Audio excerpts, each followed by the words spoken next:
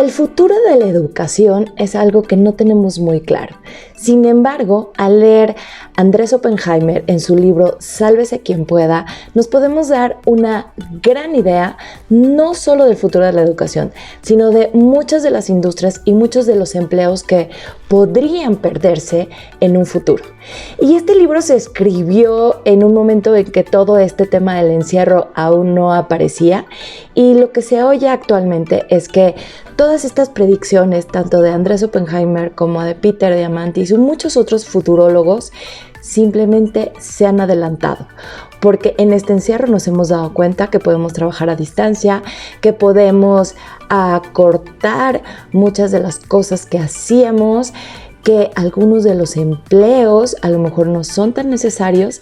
Así que por eso me pareció importante poder compartir contigo un poquito de lo que dice este libro. Todo lo que te voy a decir el día de hoy viene en este libro, que bien vale la pena que le eches una ojeada, y qué mejor que lo pudieras leer completo, porque te va a dar una gran idea de hacia dónde vamos.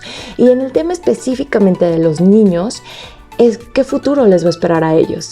Y si esto es como aquí se escribe, y que no solo es estar adivinando o presagiando, sino que este libro está escrito con base en investigaciones de cosas que ya están sucediendo el día de hoy, por ejemplo en Japón, pues sí nos podemos dar cuenta bastante claro como un poquito hacia dónde va la vida que estos niños van a tener en sus manos en un futuro que no es tan lejano como lo esperábamos. No es este futuro como el que nosotros veíamos en las caricaturas.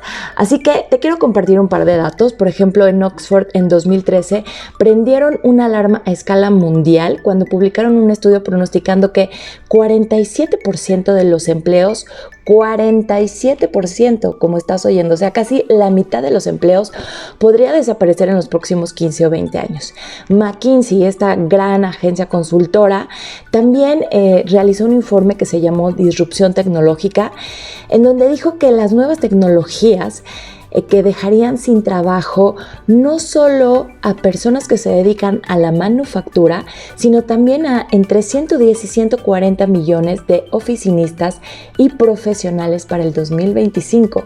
El 2025 que está a solo unos cuantos años de distancia. La automatización podría desaparecer a 73 millones de empleos para el 2030. ¿Esto quiere decir que estamos yendo a un mundo de desempleados?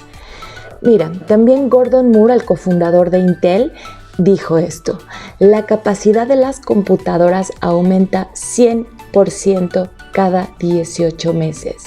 Es decir, una computadora se queda prácticamente obsoleta en menos de 2 años. El MIT publicó un libro en el 2011 donde hablaba sobre la carrera contra las máquinas, así se llamaba, y decía que solo sobrevivirán los empleados con mayor y con menor educación. Y eso lo vimos un poco aquí en el encierro. Personas con muy poca educación, pero con empleos que eran básicos para mover alimentos, fueron las personas que conservaron sus empleos. Los trabajos que sobrevivirán, dice Andrés Oppenheimer, son aquellos que son difíciles de explicar. Y esto quiere decir que entre más fácil sea de decir lo que tú estás haciendo, esto quiere decir que es más fácil automatizarlo. Trabajos como los de los contadores, como los de los médicos, como lo de los chefs, como de los meseros, van a ser muy fáciles de reemplazar por máquinas. Entonces, ¿qué va a pasar con estos niños que el día de hoy, digamos, están en la escuela aprendiendo muchas materias que tienen que ver de cómo hacer las cosas, ¿no? Aquí, por ejemplo, las habilidades como la creatividad, la originalidad, la inteligencia social y emocional deberán enseñarse en las universidades, porque serán claves para las profesiones del futuro. Las nuevas carreras universitarias serán cada vez más interdisciplinarias e incluirán capacidades tecnológicas de resolución de problemas y de relaciones interpersonales. Esto me parece buenísimo como lo dice en el libro, porque ya van a ir desapareciendo las carreras como las conocemos el día de hoy. Es decir, que los alumnos no tendrán que estudiar un programa específico de materias, sino que podrán escoger las materias que a ellos les interesen. Digamos que no va a ser simplemente estudiar mercadotecnia o estudiar arquitectura o estudiar medicina, sino más bien será como si a ti te gusta todo este tema del diseño, pues sí tendrías que saber temas como diseño, como tecnología, como el software especializado en diseño, pero también necesitarías estar aprendiendo temas como mercadotecnia y ventas, que siempre son básicas para cualquier carrera. Y de pronto estas materias que encontramos en algunas de las carreras actualmente, que te puedes preguntar hasta, ¿y esto en qué momento me va a servir? ¿O cómo lo voy a aplicar en mi carrera? O nosotros mismos que yo hace ya muchísimos años que salí de la universidad y que mucho de lo que estudié en la universidad en realidad nunca lo utilicé, aunque sí me dediqué a la carrera que yo estudié mercadotecnia. Trabajé en mercadotecnia 10 años en empresas y el día de hoy pues una de las herramientas que más utilizo es la mercadotecnia. Sin embargo, te puedo decir que casi el 70% de las cosas que estudié en la carrera de mercadotecnia en una de las mejores universidades de México no las he utilizado.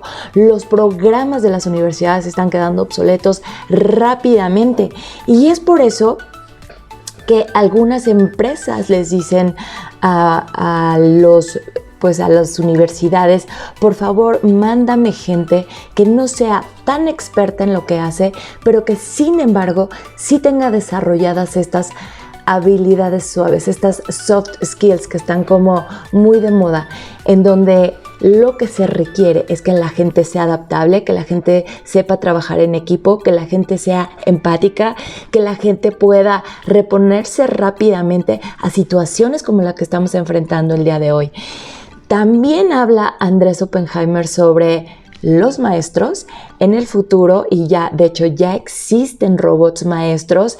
¿Y cuáles son, digamos, las ventajas de tener un robot como maestro? Pues bueno, tienen una paciencia infinita.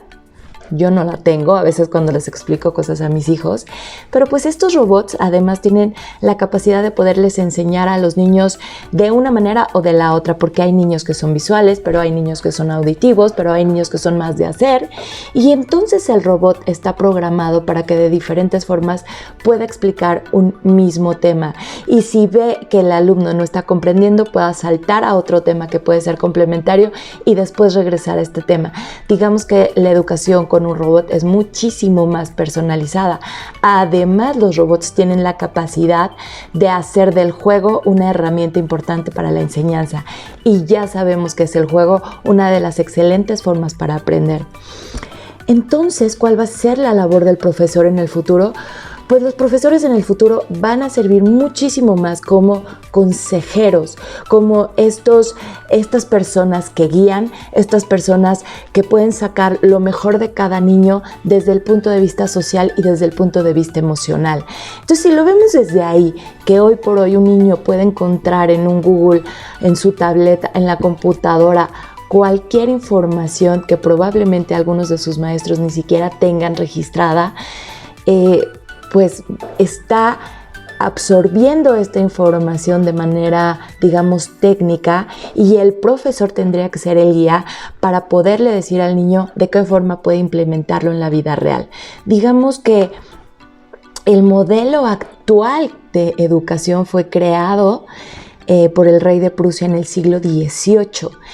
Antes de este modelo en donde los niños asisten a escuelas y un maestro los está guiando y les está enseñando lo que el maestro considera que debe de enseñarse o lo que el plan de estudios dice que se debe de enseñar, pues fue creado para producir trabajadores para la revolución industrial, porque antes de esta época las escuelas no existían y más bien la educación era a través de aprendices de algún oficio.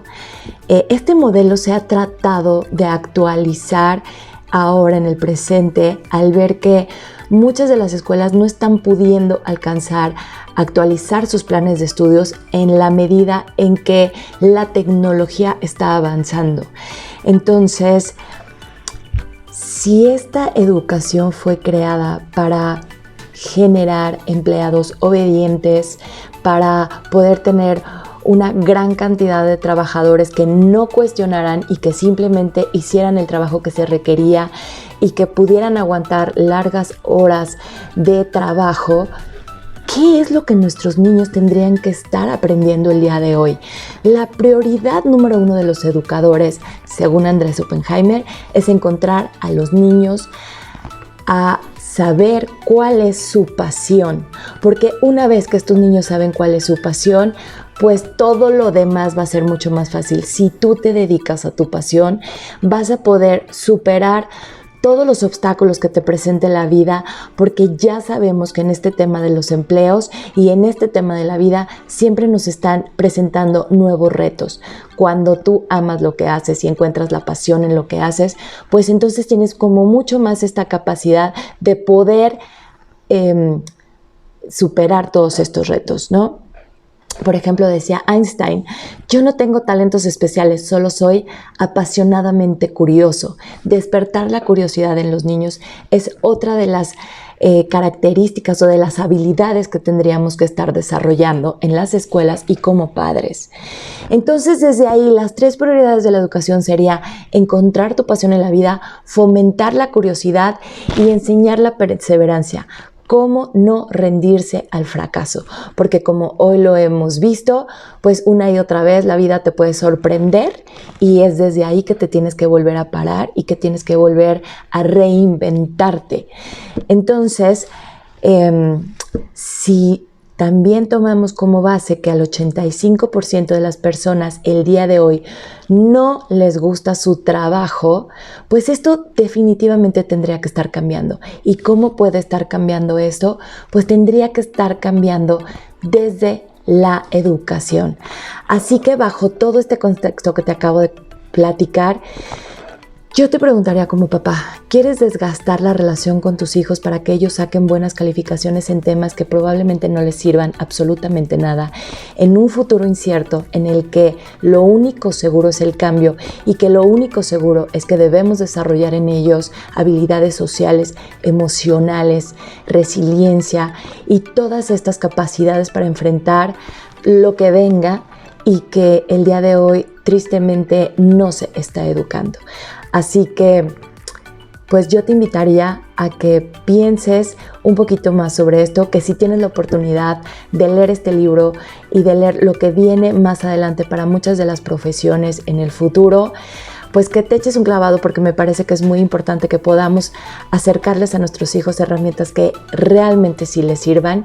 Y esta es una de las razones por las que a mí me gusta compartir esta información y que mucho de lo que estoy haciendo es para crear mayores habilidades de este tipo, estas soft skills.